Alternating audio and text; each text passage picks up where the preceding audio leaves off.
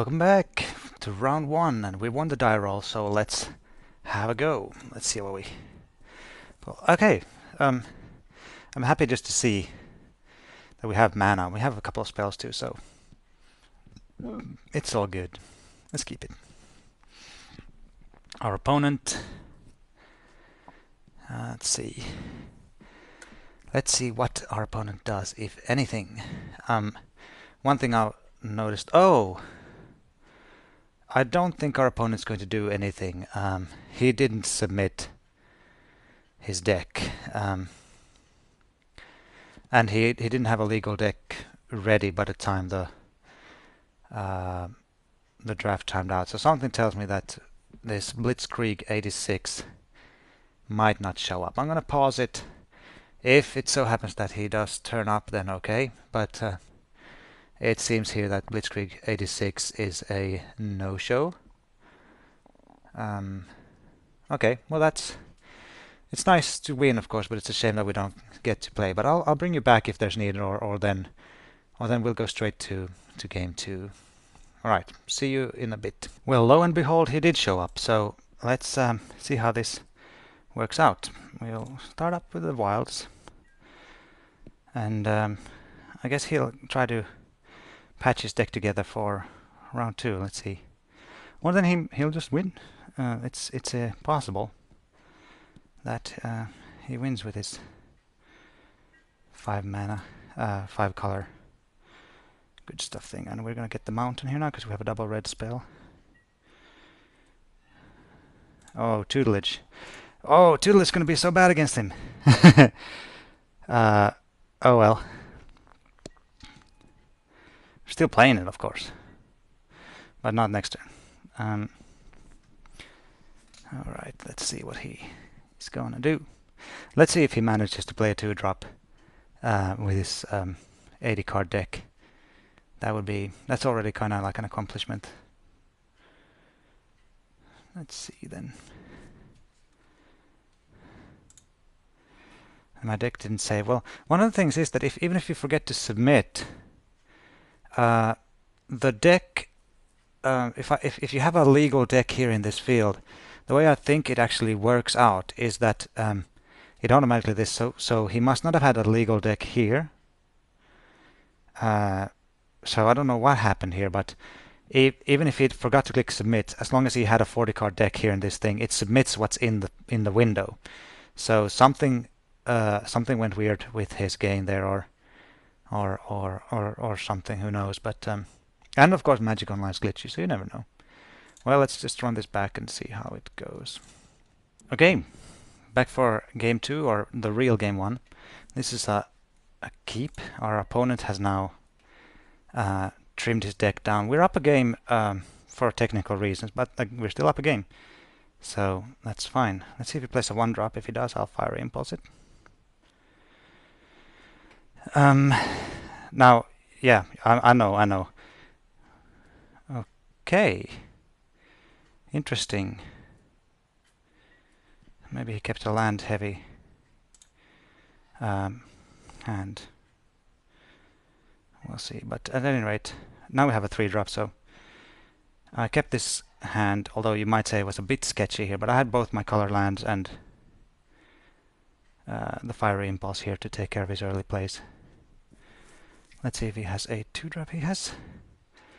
I'm not gonna kill the Jailer. I'm just not going to do it. So we have Disperse open. Don't think I'll need that. We'll Fiery Impulse his 3-drop if he has one that dies for 3. Let's take a look what he plays. I don't think the Jailer's is worth it to draw out a removal spell, obviously. Let's see what he plays, if anything.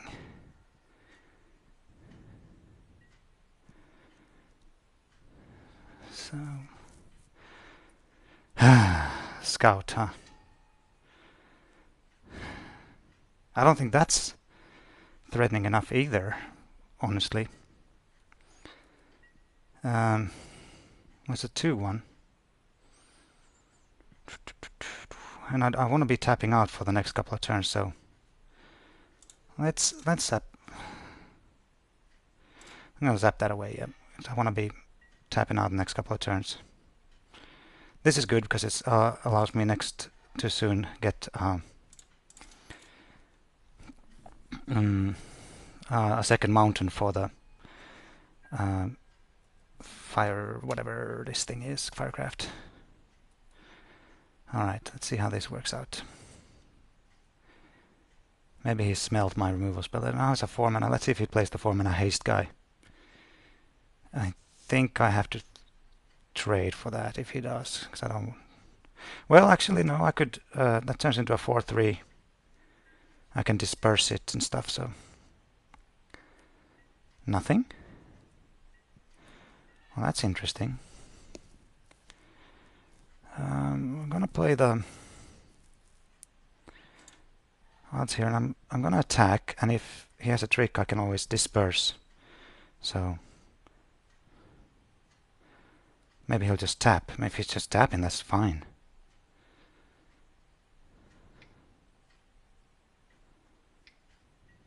Oh, that's great. I mean, it's not fantastic or anything, but I'm just going to do this now because why not? Alright. Yeah, tap my guy. You used your whole turn for that. That is just completely fine. I'm going to play this as just a 2/1.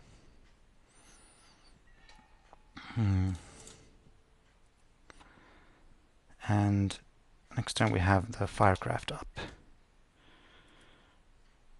And I can also play the prickle bore if there's nothing worth firecrafting. Not firecrafting the jailer, but if he plays a fly, the 4/4 flyer, for example, or something like that, then definitely.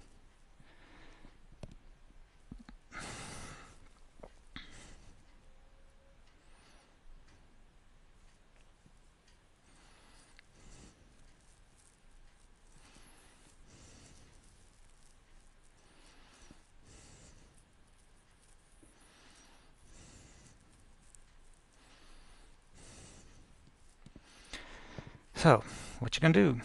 I mean, if he this is what shows the Acro and Jailer being really bad. He's behind on board here now. Oh, that's great. He'll play a 2/2. He'll get a 2/2, but I'm gonna be firecrafting his Jailer away. But this shows why the Jailer's bad. He was behind, and he was facing a situation where, if he wanted to make use of it, I could just. I don't even have to waste my removal spell. That's such a bad thing. I'm just going to.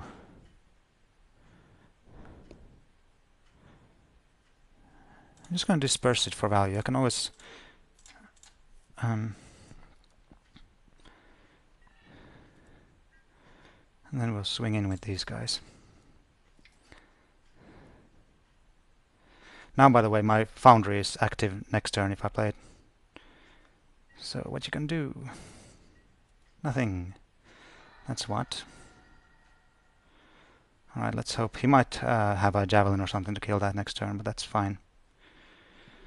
I have my prickle bore, I have the foundry. I can just play the foundry and pass if I want to be able to then add to Thopters. He might play Chandra's Fury though, which is kind of bad. So I'll definitely play the prickle bore first. He swings in for 2, maybe 5 if he tightens strengths it up for some weird reason.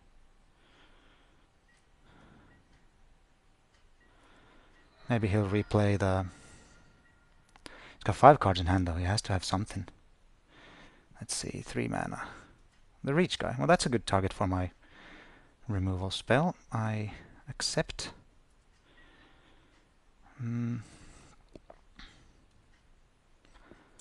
So we will do this.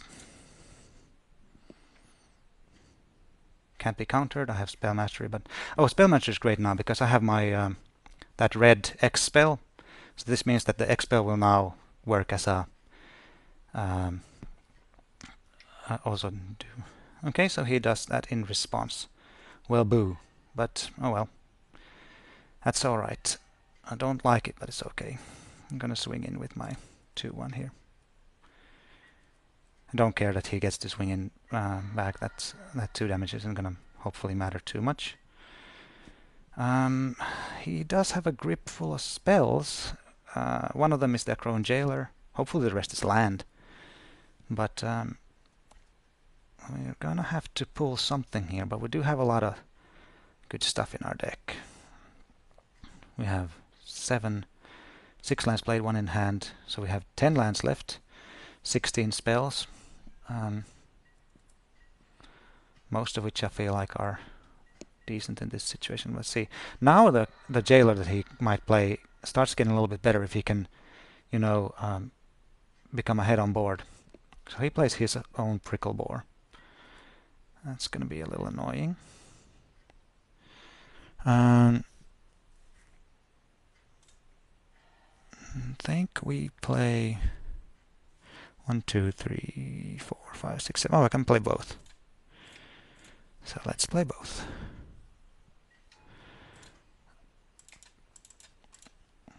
I'll be jumping with the Scout, jump the Prickle Boar with the Scout next turn. And then if he comes in with the Knight, I'll block that with the Starfish, which is of course a shame. Won't be able to get the Scry out of it, but at this point I am starting to care about the... Okay. I am starting to care about the life total, so I'm going to have to do that. Alright, that was a shame, but nothing we can't handle. Now this is something we are starting to have trouble handling. That's a 2-turn clock right there.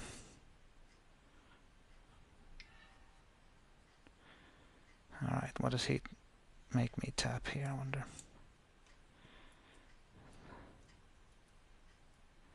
He taps that. Alright, that's fine.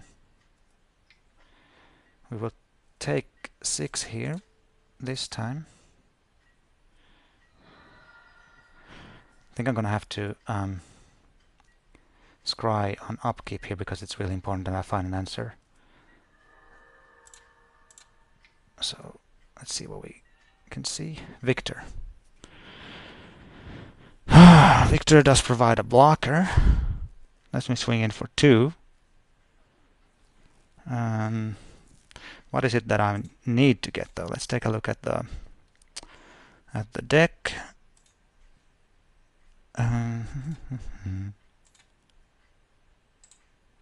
We need to have pile view here.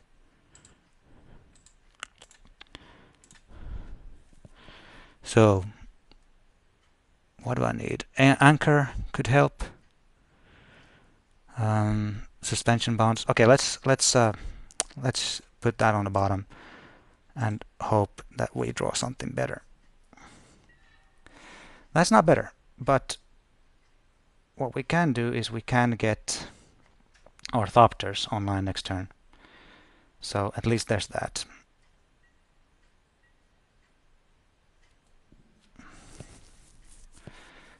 He's got 2 cards. One of them is that Crone Jailer. And the Crone Jailer is going to be problematic for us because he's going to be able to tap down an additional creature. But let's see. We just need to draw an answer to the Prickle Boar, and we'll live for a little while. Okay. So now we're going to do this.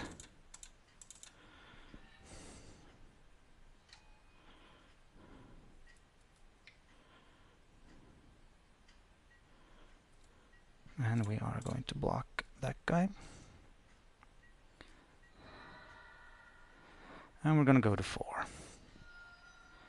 And we're going to need to find an answer very quickly. Good thing we're going to see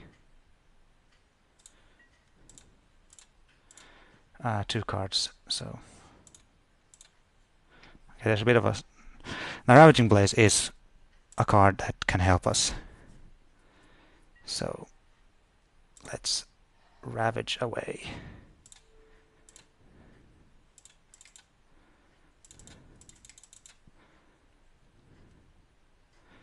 Also hits him for 5, which is nice.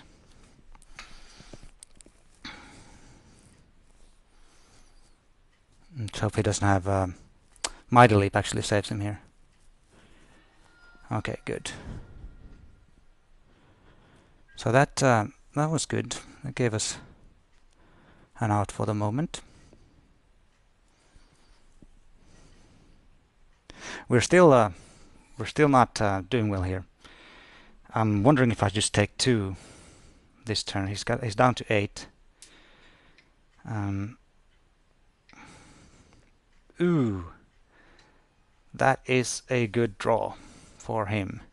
And I wish I had Disperse here, so I could make him bounce that at the end of turn here. But now at least he can't attack in profitably because he played that. So again, that thing showing that it's problematic in that way. He had to ditch the flare. We are going to have to scry because we need something. Bottom. Yes. Okay, this works. This works for now. Too bad this is an instant, but let's get rid of that and scry and see what we can find. Alright, that's not going to help us. So, because now again he has to replay that thing, and that means he can't tap. So it bought us some time and gave us an opportunity to dig deeper for an answer. Okay, there it is again. So we're back to the same situation. Now, what is it that we need here? Suppression bonds is basically going to be the card we're looking for here. Suppression bonds, and there's not much else that we want, except I don't have a planes. Oh, phooey. Alright, well, in that case, I don't even know what we're looking for, but we're gonna dig. We're gonna dig and try to find something. Yeah, suppression bond's not gonna do it here.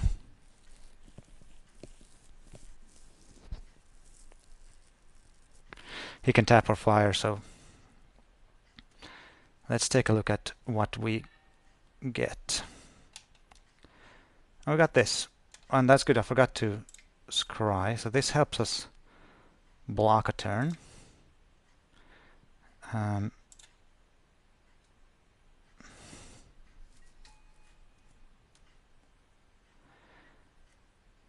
Don't know how we can win here though, but I'm working on it.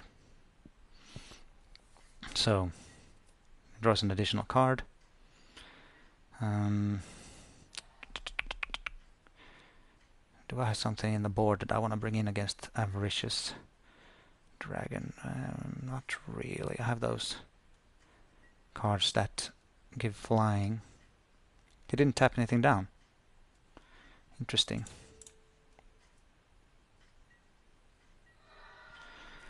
Alright.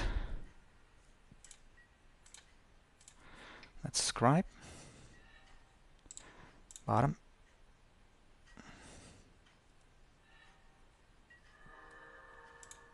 Scry again. Bottom. Dragon fodder. That's not gonna do it, is it? Nope. Let's concede and see what we can do in the next game. So, ward in our white and try to go beat him by being faster than him. It's not a crazy idea. We could leave in Disperse as the splash. Probably also, let's see how. So if we want to get these guys in, Anointer, Topen, Knight, which are great cards. I mean, I'll be the first to admit that those are really good cards. We need to cut. Let's cut this thing. Let's cut the Aeronaut. Let's cut the Guard.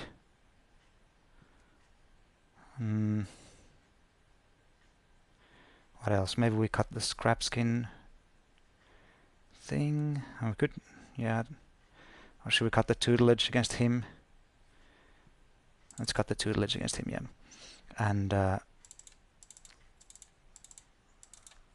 2, 3, 4.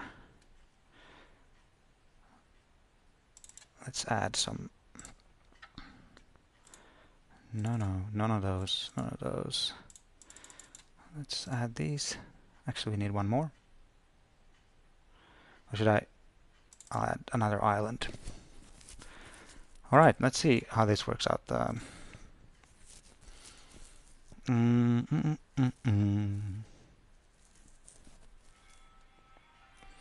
right, someone's calling. I have to get that, so hold on. Let's see how this works out, actually, because depending on how this works out, I mean, it does kind of almost seem that going white is the better thing to do. I mean, now that I looked over my cards and I looked over the blue cards that I took out, I thought like, wait, isn't white just a better color here for me? And isn't the blue just easier to splash? And you know, I think I'm right. Let's see how this works out. But I think I'll be siding into white basically every game. If this turns out to be okay, the mana doesn't look anywhere as bad as I thought it did at first, or anything like that. So, and now with 2 Evolving Wilds too, getting a single blue is not a big issue.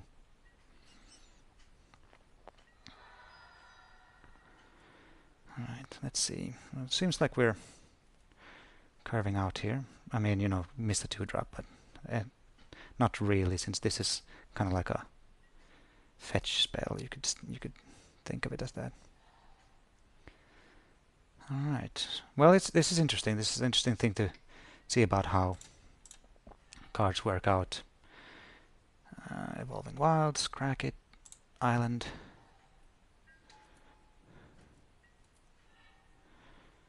And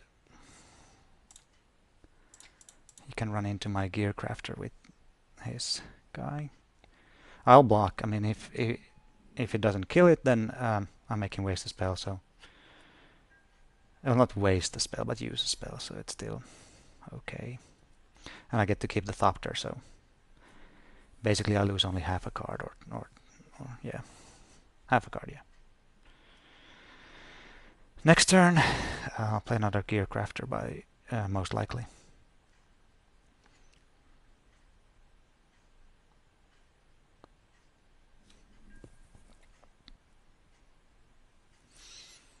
Right. Well, there's nothing he can really do about having to attack. We'll block. He might have a trick. Clear attackers. He might burn off my clear attacker step. He might burn my anointer, and in that way, it's kind of like a 2-for-1-ish type situation. Okay, no, nothing. Okay, that's fine. It's really good for me.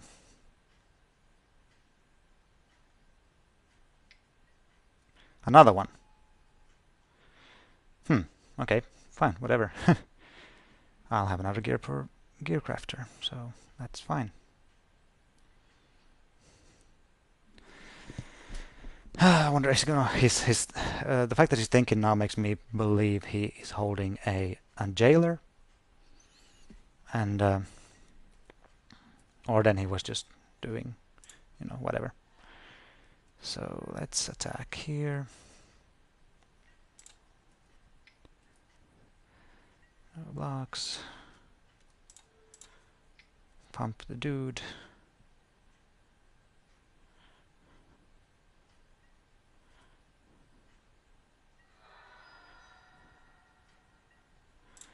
And represent a trick. Okay. Alright, I like the way the board's developing so far. I might just save this, unless I'm forced to play this, I might play save the Exquisite Firecraft to play on his dragon. Obviously then, yeah, this is not instant, so I would wait until he discards his hand if he does that. So there's the jailer that he probably had last turn already. That's just my feeling. I just feel like he might have had it. And okay, so which one does he play it on? He plays on that guy, so he gets a 4/4 there for a turn. It has to attack every turn, so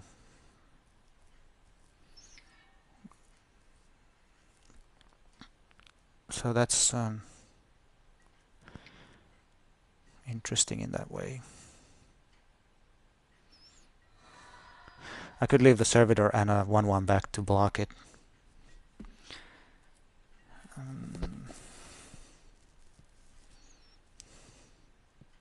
Well, let's first swing in with everyone, and if he blocks, we will pump. We will pump anyway, but if he blocks the ground guy, we'll pump him.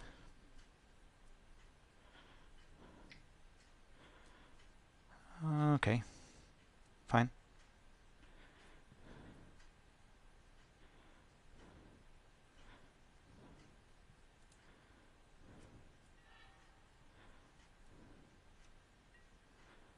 I'm actually glad he killed that guy instead of the people I'll be playing next. The cards I'll be playing next, I mean. I may use the Firecraft next turn to be able to force through a free blade, even though it probably is better for me to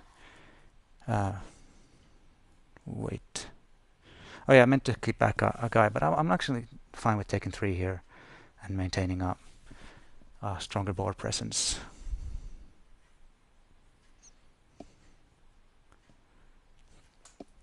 So 4 damage should be enough to kill almost anything he plays to block here. So let's see how this works out. Definitely taking 3 here. That's fine. He's got 2 cards in hand only. Let's take a look what he'll do. We will not block him. Not interested in making that trade. Thank you very much. Or not a trade. I'm not interested in jumping. So disperse.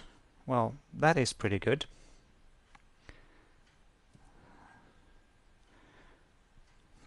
We'll attack with all. He might use tapping here. That's okay. Yep, that's fine.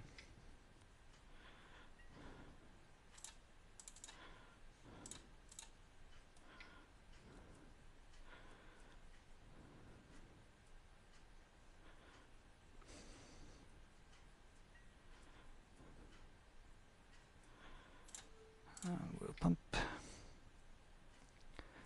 Hit for 5.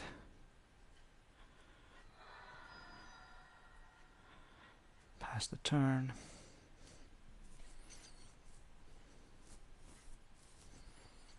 Bounce his guy. 2 mana for Fire Conclusion. Yeah, resolves.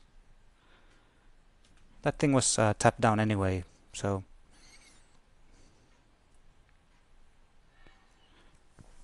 let's see. The question here is that if he plays his dragon, I might just do the thing where I will disperse it in response to its trigger at the end of turn. Ah, he plays this guy. That's okay.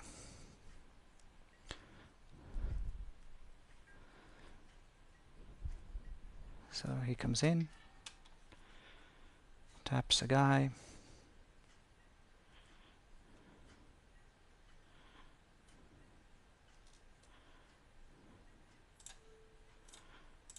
Bounce. And I think that's better than to and keep this Firecraft for the other thing. Okay, he plays that. That's completely fine.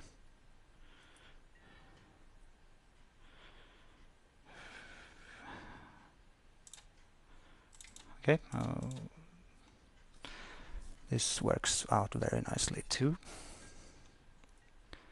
Attack, attack, attack, attack.